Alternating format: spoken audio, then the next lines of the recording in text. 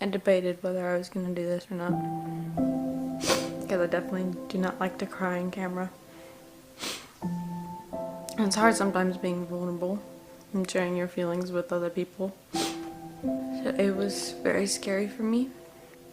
I don't know if you guys know, but I am planning on moving like next month. And so I've wanted for the past week, since I found out that my plans have changed and things are happening super fast. I've been thinking about how I need to spend more time with my siblings because I won't have much time with them because I'll be living 5.5 hours away, 6 hours.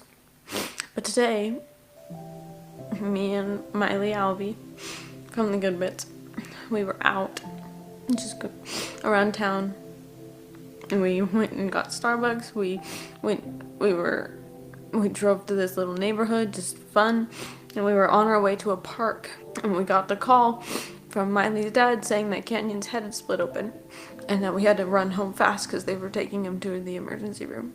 And I know it may be ridiculous, but I was so scared at that moment. I was kind of like in shock. At first I wasn't sure what was happening because I've never known someone that has split their head open before. I was scared. I was so scared that something really bad had happened to Canyon and that I either might have not seen him again. And so I was really scared. I came home and my parents were already gone and I was babysitting. And the Alvies had left. We got there and they had to go home because they had a 4-hour drive. And so I was at home watching my siblings. And so I was so scared. I wanted to just kind of hide it.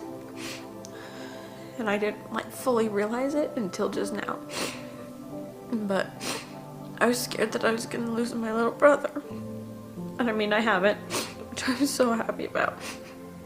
But at that moment I was very scared that I was gonna lose him and not ever have time with him again. And I think, besides Danielle, Canyon's probably the closest sibling I have. Danielle and Branson are very close. I don't think I'm very close with Branson. And like Savannah and Lizzie are super close. And me and Danielle are super close, but I feel like me and Canyon are super close. And so I was scared that I was gonna lose my little buddy.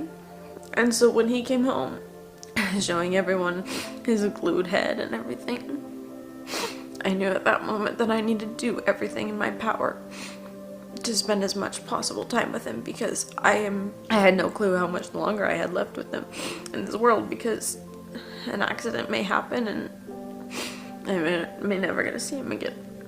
And the part that probably hurts the most is I was kind of upset with him before I left. Not like extremely upset, but I was just losing my patience, like I do with siblings sometimes. And so I was kind of impatient and I just wanted to get out of the house and get away from everyone. And so I was scared that my last thing that I would remember from Canyon was my impatience. And so throughout the day, I just did everything in my power to make sure I was there next to him.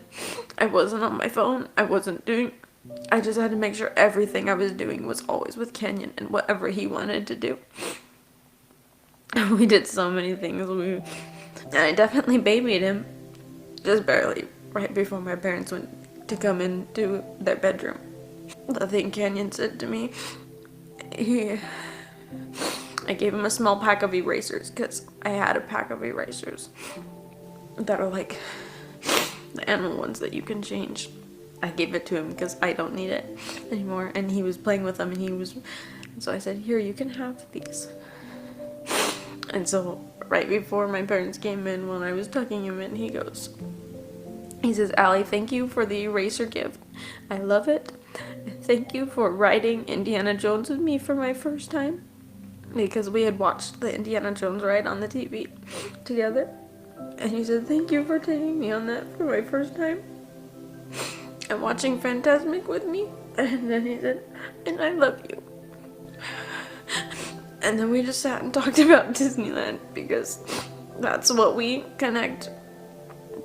That's how we connect, is through Disney. And because that's where we have our memories mostly, is in Disneyland. Our best memories.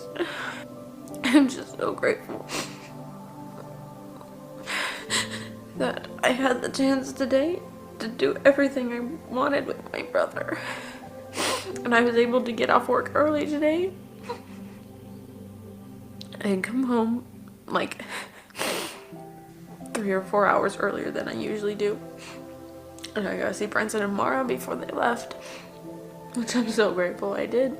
Just don't take relationships for granted, because you never know how long you have.